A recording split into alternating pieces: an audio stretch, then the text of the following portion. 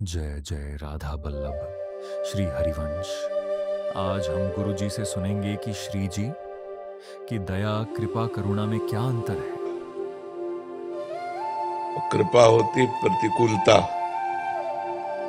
और पतित के ऊपर करुणा होती है। सबसे ज्यादा लाभ तो पतित लेता है। जो अपने को दीनहीन पतित समझता है वो करुणा का अधिकारी होता है। और भारी से भारी प्रतिकूलता श्री जी कृपा करके देती है और अनुकूलता दुलार करके देती है। तो अनुकूलता दुलार, प्रतिकूलता कृपा, और अधमता अर्थात दैन्यता करुणा। दैन्य को करुणा का, जो पतित भाव अपने में रखता है वो करुणा का अधिकारी होता है श्री जी की। और भारी से भारी प्रतिकूलता में भी श्री जी की कृपा का जो अनुभव करता है वही महाभागवत होता है। और जो अनुकूलता में उनके दुलार का अनुभव करता है वो भक्त होता है। समझ रहे ना? ये तो हमारे ऊपर अनुपम कृपा है, उनकी बहुत करुणा है। जब हमारे को अनुकूलता मिले तो करुणा देखें, दुलार करके दे रही अनुकूलता, और जब प्रतिकूलता मिले तब कृपा देखें।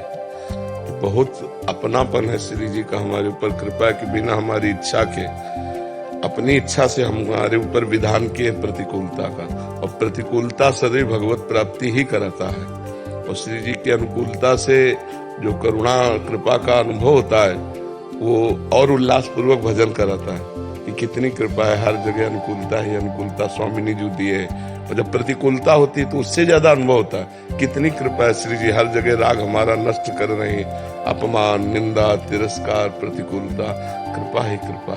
और जब दैन्य होता है तो करुणा का, उनकी दयालुता, उनकी कृपालुता, उनकी करुणा का सदैव भक्त अनुभव करता रहता है। ये सब तीनों भगत के जीवन में आती रहती है, कभी दयालुता, कभी कृपा, कभी करुणा आती रहती है।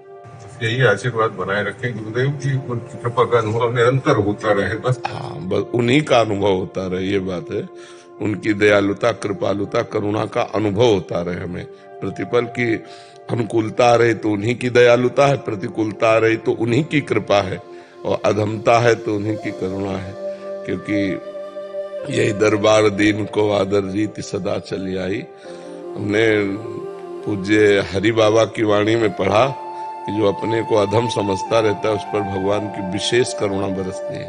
तो मैं बहुत नीच हूं, मैं अधम हूं, मेरे में कोई साधन बल नहीं, प्रभु आप ही करुणा। तो वो करुणा, भगवान की करुणा उसको स्थिति देती है। कहीं न कहीं जब तक साधन बल रहता है तब तक वो भगवान की करुणा का अधिकारी नहीं बन पाता।